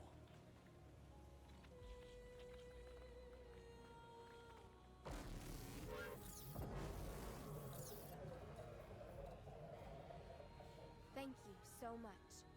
You never stopped fighting. Athena appears presumably getting her power back from Eli and thanks us for never giving up, which, yeah, I get it, but in hindsight, did we even have a choice being a creation of your own choosing? Because we spared Eli, she does say that we belong with the humans, and my interpretation is that she frees the character from the bond created after the crash. In that same vein, the last cutscene is her talking about how machines will never be perfect since their creators aren't, so the way around this is to give them a soul. Is Athena a nanite god now? What are the rules? I would love to know what's next for the Surge's universe. I think going back to Warren and his quest to bring to light the atrocities of Creo and the government would make for a great next game. You'd have the backdrop of Athena controlling the nanite swarm and the state of the world, since the whole environmental salvation thing hasn't been solved. There are a lot of possibilities, and I do hope someday we get to find out what Deck 13 had in store.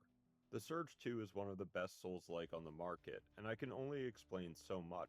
I highly recommend picking it up for yourself since it usually goes on sale quite heavily so you can experience the combat, feel a progression, and exploring Jericho City.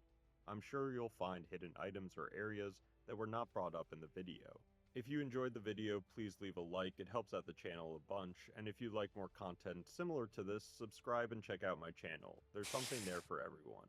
As always, I'll talk to you in the next video. After 4 successful Halo titles, Bungie sells Halo back to Microsoft, leaving it behind, and Microsoft forms its own Halo studios to continue the IP called 343 Industries. Then, on November 11th, 2014, the Master Chief Collection is released with all of the original Halo campaigns with anniversary graphics, which are essentially a remastered look to the game. And then on July 28th, 2026, Halo Studios releases Halo Campaign Evolved, which is a remaster of a remaster of the original 2001 game, not only for Xbox and PC, but also for the first time ever on PlayStation.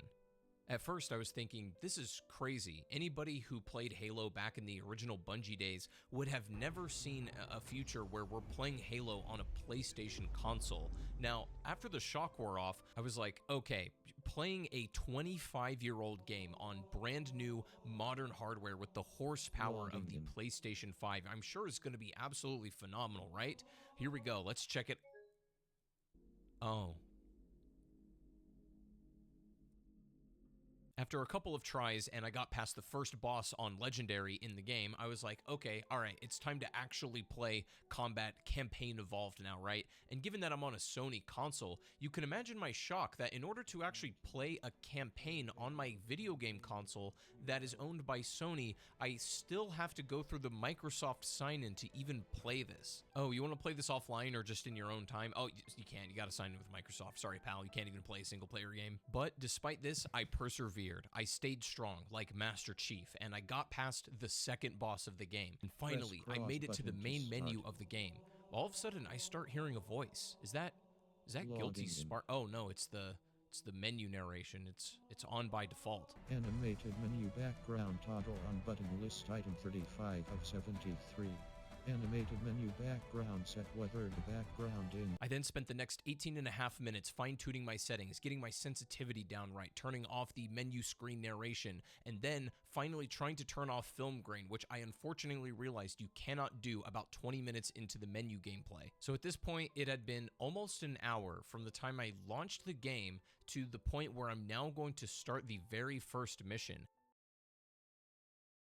Alright, well, I'm not really sure where to start with this video because I've been playing Halo Campaign Evolved for the past couple of days, and I've also been using that time to kind of marinate and sit with how I feel about this experience because it's really weird on multiple levels. Not only is it kind of strange, just viscerally, to be playing a Halo game on my PlayStation, but also I'm playing Combat Evolved again for the third time now, or fourth if you really want to count it in some way. Now this video is for me to give you guys my honest feelings on this because if you're somebody who's either been looking into maybe picking it up and playing Halo for the first time in a long time, or maybe ever, if this is something that is worth your time, or if you're a Halo veteran, is this something that is really all that different that's going to be enough to justify playing this campaign again? Justify playing this campaign again. Pretty recently, 343 Industries rebranded to Halo Studios, as I'm sure many of you are aware of. So if I ever say 343 or Halo Studios, just know that for the sake of this video, I'm effectively talking about the same thing. Now, 343 Industries or Halo Studios have long lived in a somewhat adversarial relationship with the Halo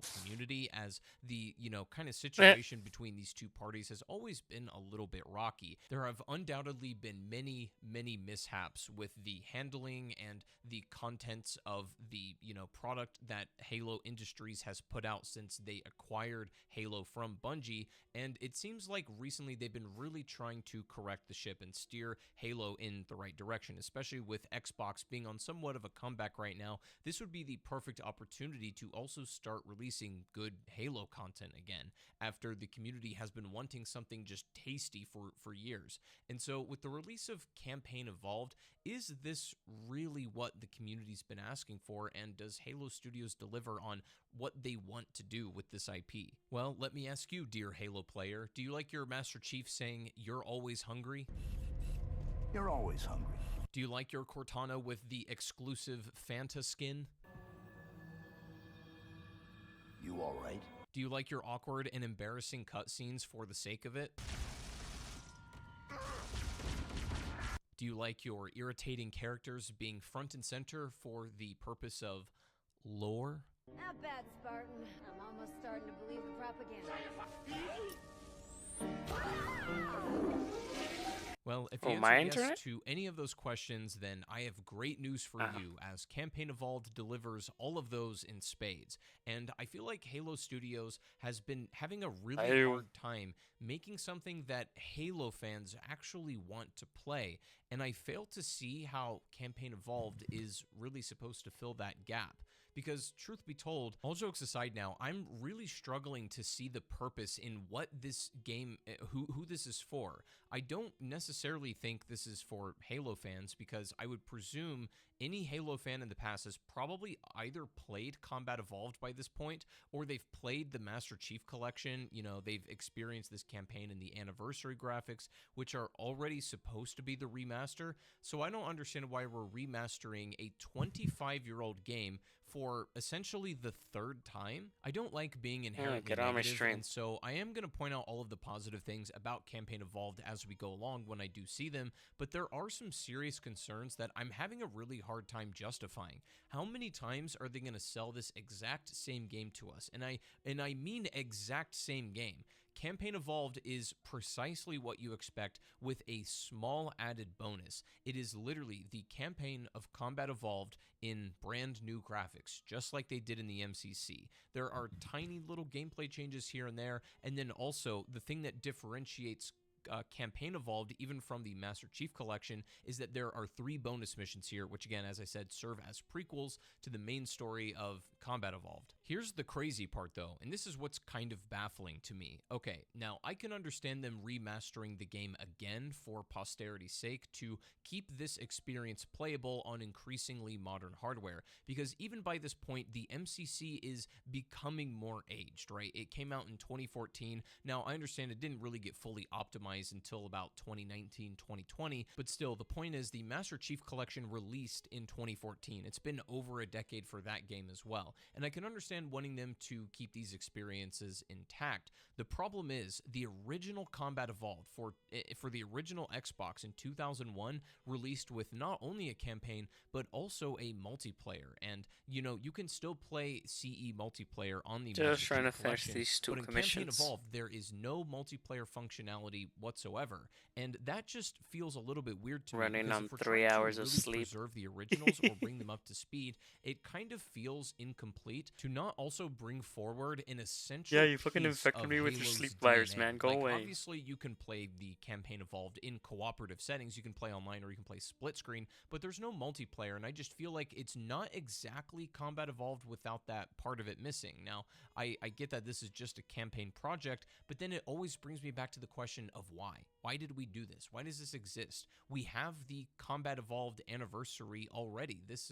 That was already the modernization of that campaign, and bringing it even more modern makes it feel all the more jarring. I started with the normal campaign missions, and as I was playing those, it became increasingly clear, and I kept coming back to this, that the more high quality and beautiful and quote-unquote polished you make these graphics, it makes the gameplay feel all the more contrasty, to a point where it's almost kind of weird now to play, because obviously with the advancements in graphical technology that we have compared to where we were in 2001, it's obviously a different world out there now. But the gameplay itself never really changed, or they never redesigned these levels to be more modern. So you're playing these incredibly ancient levels in these beautiful, brand new, modern graphics, and it feels so odd. And this is the part that's kind of difficult to wrap my head around, because while it's certainly not perfect, I do feel like Campaign Evolved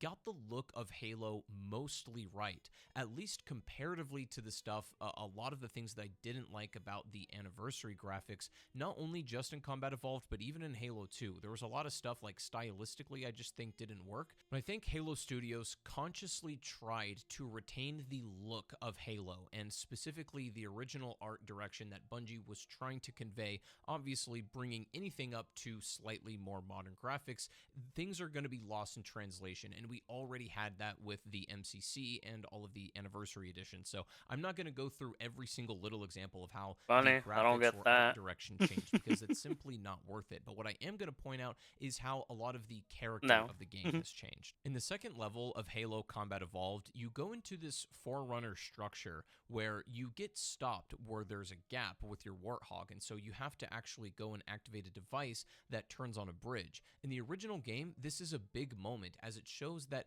Forerunner technology is something completely alien to what even you've seen so far. This is something almost mystic. It makes sure to highlight this moment as it works on multiple levels for storytelling, and it also serves a gameplay function to show the player that you can now cross this bridge. In Campaign Evolved, this just happens. There's really no fanfare to it. There's no, I guess, highlighting what this significance of this is, and it feels very flat in comparison. Let's not forget the Needler now has 3 different ammo counters. You've got the physical one, you've got the digital one, and then you've got the one on your HUD. Like, I don't know. If it wasn't intuitive already, I feel like it's just a little bit redundant. But let's look at the options we have for Campaign Evolved. Oh, you can actually run the OG Master Chief skin. You can even use the original assault rifle in this game. That's pretty cool. And you know what? The Chief's armor in these remastered cutscenes doesn't actually look half bad. The cutscenes in the original Combat Evolved were usually in-game cutscenes, and they were pretty quick and snappy because they really didn't have a lot to work with, so every line of dialogue needed to be precise. Every cut needed to move something along, and they had to be a lot more careful about what they add into cinematics. And surely, you know, they would apply that same level of restriction and limitation on themselves and not make bloated, boring cutscenes because now we have infinite CG slop. Oh.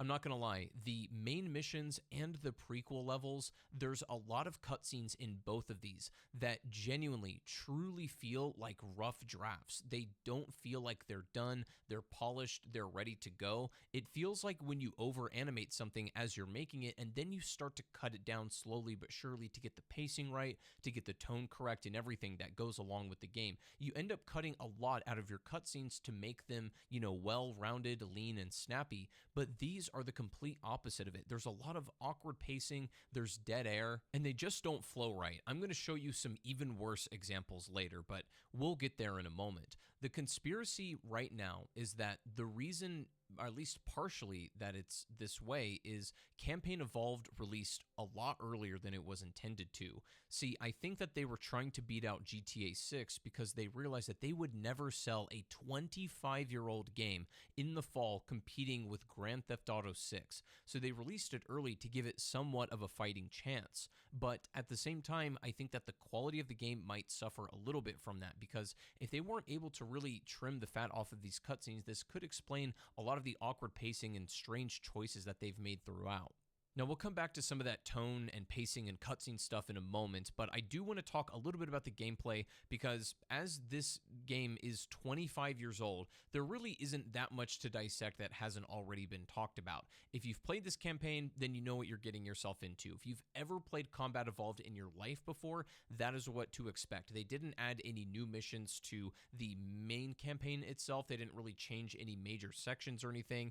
In fact, all of the levels that were good in the past are still great here, and all of the levels that kind of stink back then still stink. Assault on the Control Room is still a boring level. The library, admittedly, is maybe a little better. I did notice in a few moments, particularly near the end of the game, that there was bits where the game was really struggling to maintain a consistent smooth 60 frames per second. It would dip pretty tremendously and enemies would start to move really choppy. This could be something that would get patched out in a performance update or something, but I wanted to note it because there was a few moments where it was very, very apparent. Truthfully, I'm not that precious about Combat Evolved's campaign. It's not even my favorite Halo campaign. It's good, and I really like it, and it certainly was what it needed to be for the time. It was revolutionary at that moment, but it is, in fact, nowadays, in terms of video games, pretty ancient. It is just simply an archaic form of game design that Bungie and first-person shooters have already evolved beyond. Now, while yes, you've certainly never seen Combat Evolved's campaign look like this, I mean, as far as visuals go,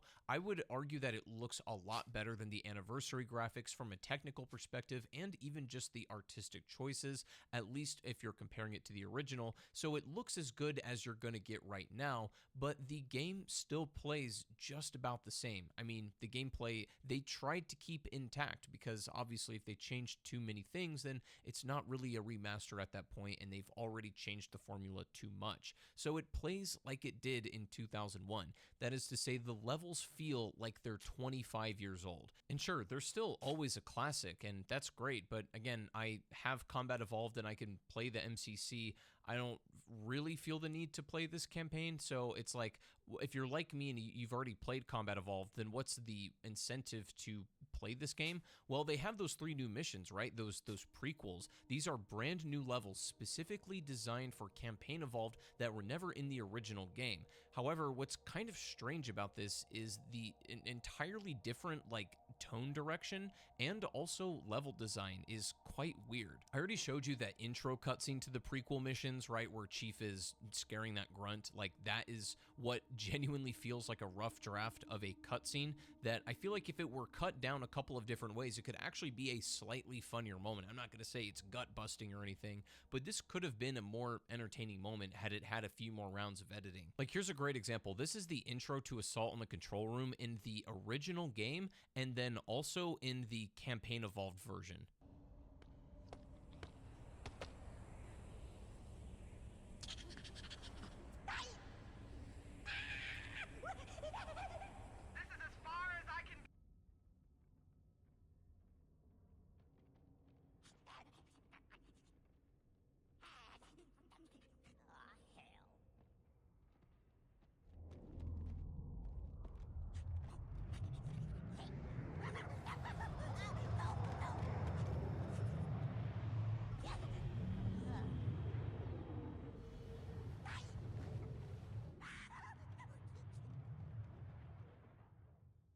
It's like the need to do more for absolutely no reason at all seems to stem through the entire project. Just because we can doesn't always mean we should.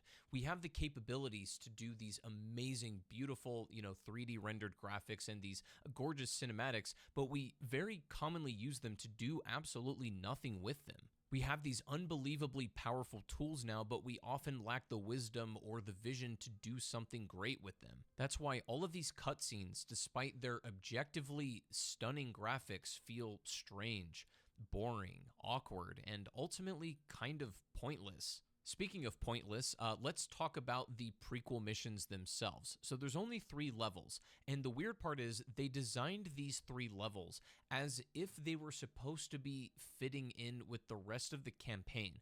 And what I mean by that is the level design is made in a way as if it's emulating how the original missions were designed, where you're backtracking through missions, you're walking through a lot of rooms of the exact same look and feel, you're walking through clones of rooms over and over again and fighting groups of enemies. It's not nearly as egregious as the original campaign was, and the cool thing is that there's a much bigger sandbox in these prequel missions with all sorts of weapons that you cannot find in the original missions, which is cool, but they don't really fit in too well with the OG missions, even though they are like trying to from a design perspective in some ways. In all fairness though, how they play and the totality of their experience, these levels are honestly not that bad. They're fine.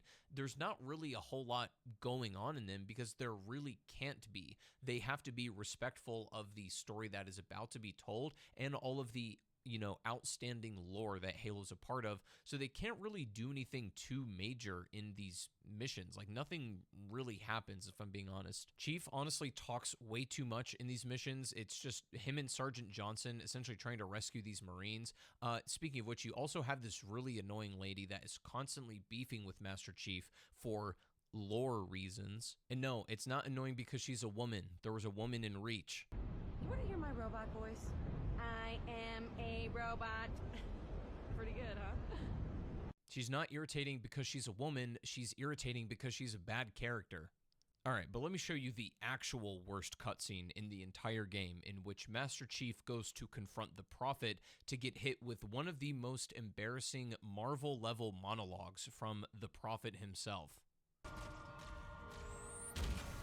Well, I'll be danged. What's a prophet doing here? Beats me. Hey, Waddles! Didn't think your kind got out that much!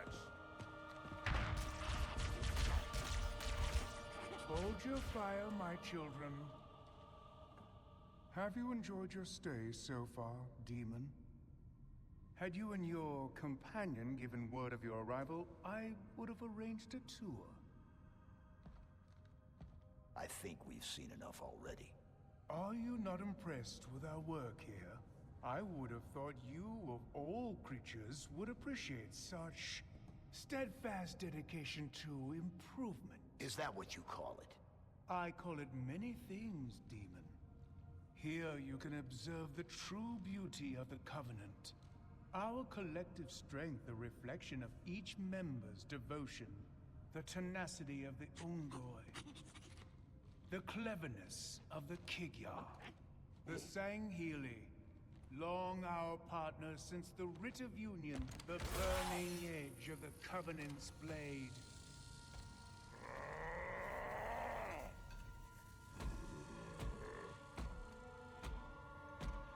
And the Jiralhane.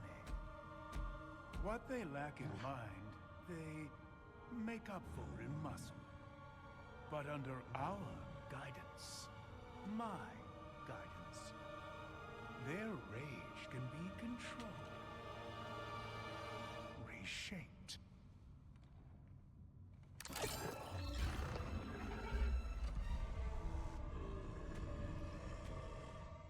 Are you no different, Demon? Okay, Mr. Monologue. Sorry to interrupt, but we're on the clock.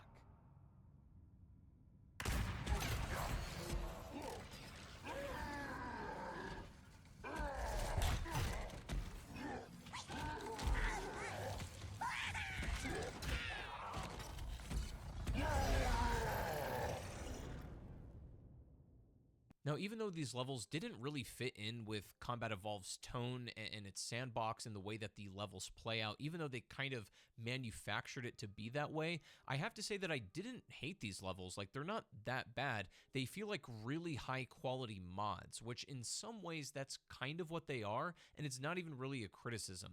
They're fun in their way that you've never experienced Combat Evolved before, but at the same time, at a certain rate, it's not even CE anymore at that point, is it? You're always hungry.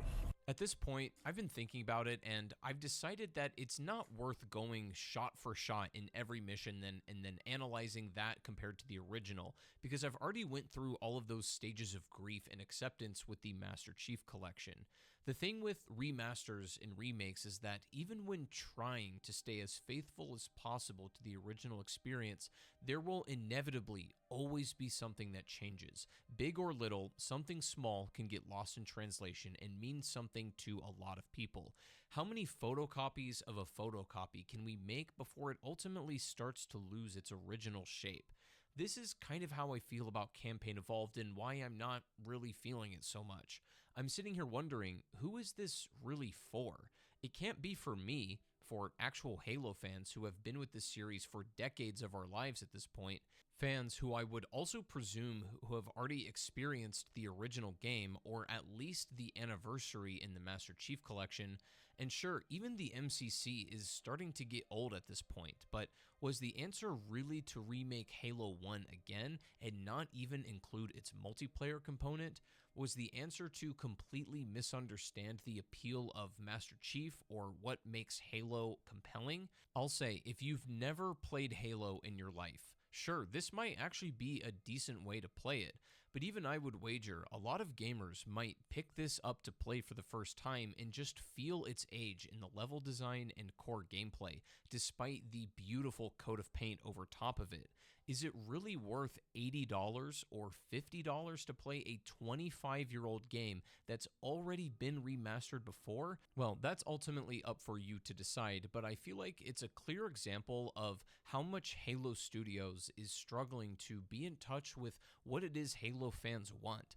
Halo 1 was made by Bungie with a studio of about 40 people. On the other hand, Halo Campaign Evolved has a credit scene that goes for well over 20 minutes. Now, I understand the gaming industry is very different right now, but still, it is part and parcel of what I'm talking about, and it really highlights the changes of what we have.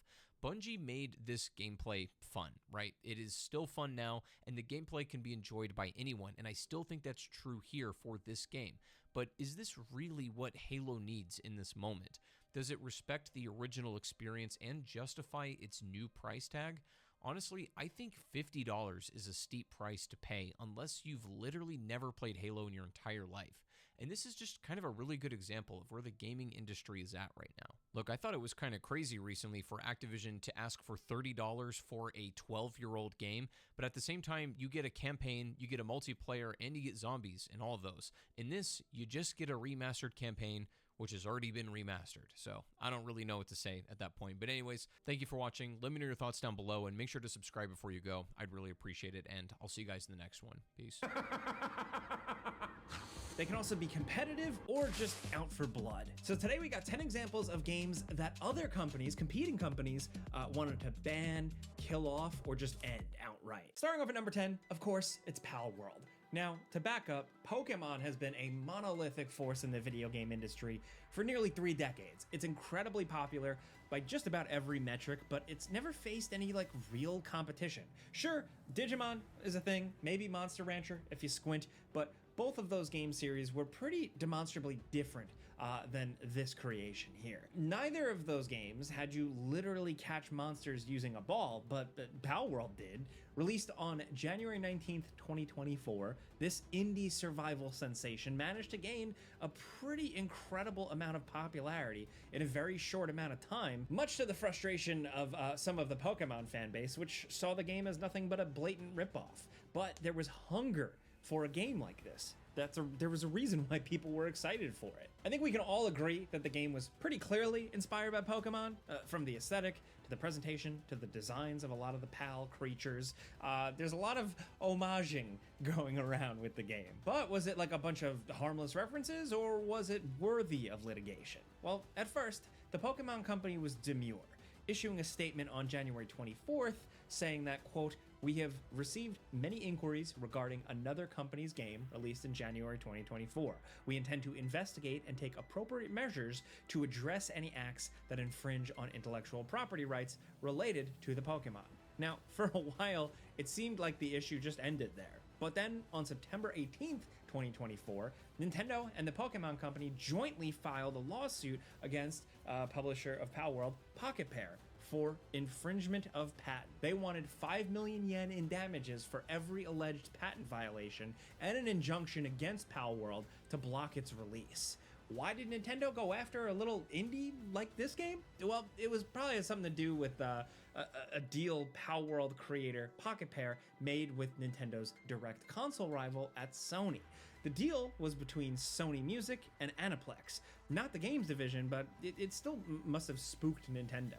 Pal World had the opportunity to be this multimedia franchise to rival Pokemon, and they wanted to stop it before it ever really got off the ground. So Nintendo literally, I'd say, wanted Pal World dead here. They wanted the game shut down, and they were willing to use some pretty shady tactics to do it. There's just like a lot of lawyering up and patenting stuff. Patenting game mechanics is already a real controversial subject, and the legitimacy of some of the stuff that I'd say Nintendo patented here were pretty dubious, including the one about summoning characters to make them battle, which was so vague and broadly reaching that it was actually contradicted by multiple patents, one of which was made by Nintendo themselves.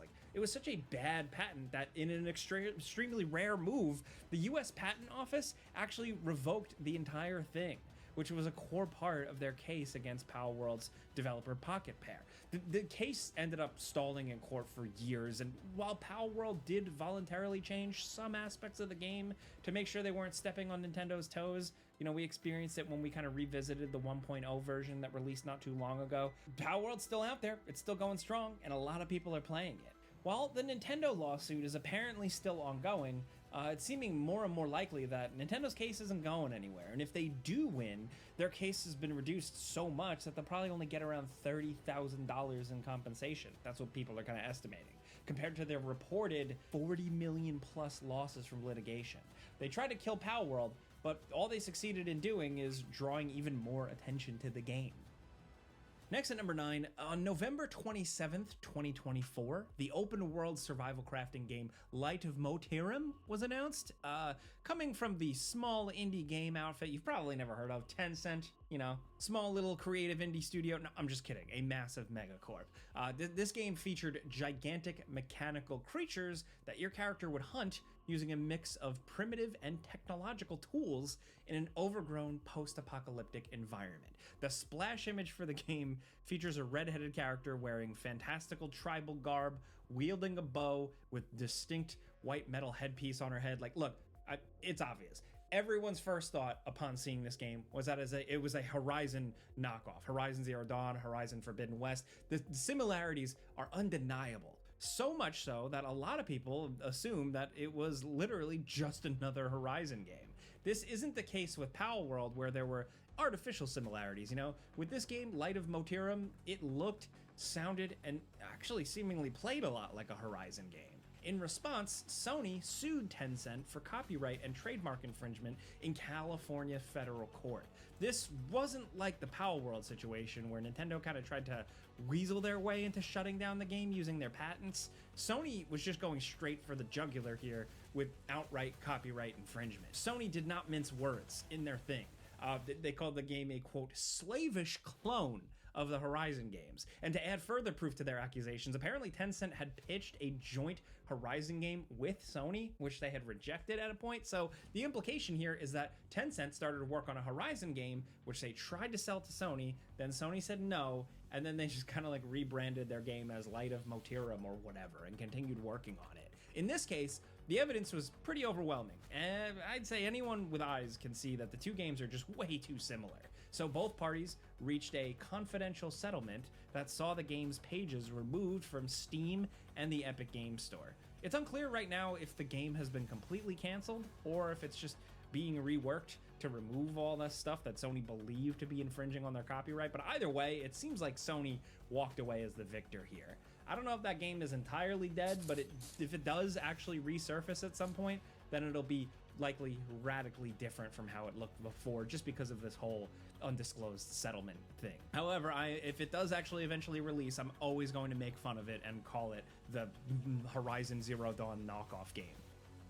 Next at number 8, a lot of great games have disappeared because of licensing issues. In the old days, you could license a property like, say, Marvel Comics, release a physical run of games, and then cease production when the license expired, but those games would still be readily available in the aftermarket. Now, in this new digital landscape, the end of a license agreement means that a game disappears from all storefronts, and then acquiring it legally becomes all but impossible. The practice of delisting games is annoying as it is, but in the case of Deadpool here, it's like the rights holders are deliberately trying to sabotage the game. This was developed by High Moon Studios, and it's not their best work. It got some middling reviews, but it's a fun game for fans of the character, and it plays around with some Marvel stuff. Wolverine shows up in it. It's actually like Deadpool before Ryan Reynolds kind of took over Deadpool as we know it today, and it's cool. That's if you got a chance to play it, because just 6 months after the game launched, it was actually pulled from sale because Activision lost their license with Marvel.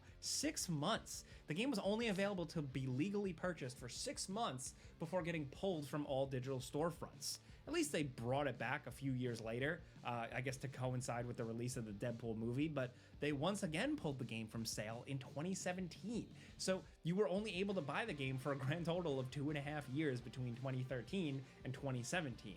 If you didn't pick it up, then, well, you're out of luck. Most of these license deals are annoying, but usually they expire at least a few years after the game comes out. With Deadpool, it feels almost malicious with how Marvel and people treated it, you know? You'd think they'd want to make a game featuring one of their most popular characters actually available for people, but apparently not. The Marvel, the comic book licensing stuff is always so complicated. Next at number 7, Sonic Chronicles: The Dark Brotherhood. This is one of those games that just sounds like a dream project on paper. It's a Sonic RPG made by BioWare. the studio behind Baldur's Gate, Knights of the Old Republic, Sega fans had been waiting for their version of the Super Mario RPG games. And now they were finally getting one by one of the most prominent RPG houses in the industry. It was a dream project until it transformed into this like disaster nightmare for everyone involved. It was apparently a pain for BioWare, who allegedly ran into last-minute issues regarding the rights to Sonic's music, forcing them to replace the entire game's soundtrack at the last minute. And the game sucked for fans too, as it was just not really a good game overall. And it proved to be especially vexing for Sega and BioWare's new owners, Electronic Arts, who got all caught up in a lawsuit from not a company, but a single man, Ken Penders. Look, if you are a big hardcore Sonic fan, you probably know who he is, but for everyone else, he was a writer on the Archie Sonic comics, who on the 31st of May 2011 sued both Sega of America and Electronic Arts for copyright infringement in Sonic Chronicles. How on earth was this guy able to do this? It really all comes down to poor bookkeeping on Archie's part. Before suing Sega and EA, Penders had sued Archie Comics over ownership of the stories he wrote. And because of pure incompetence apparently on the part of Archie Comics, he actually won. It all comes down to the contract he signed with the company. Apparently, Archie lost it. No backups, they didn't have it, so Penders was to claim that the contract said that he was given the rights to his stories, and Archie Comics had no proof to contradict that. The US Copyright Office actually accepted that Penders owned the rights to various elements of Sonic the Hedgehog and Knuckles comics that he wrote. He didn't somehow win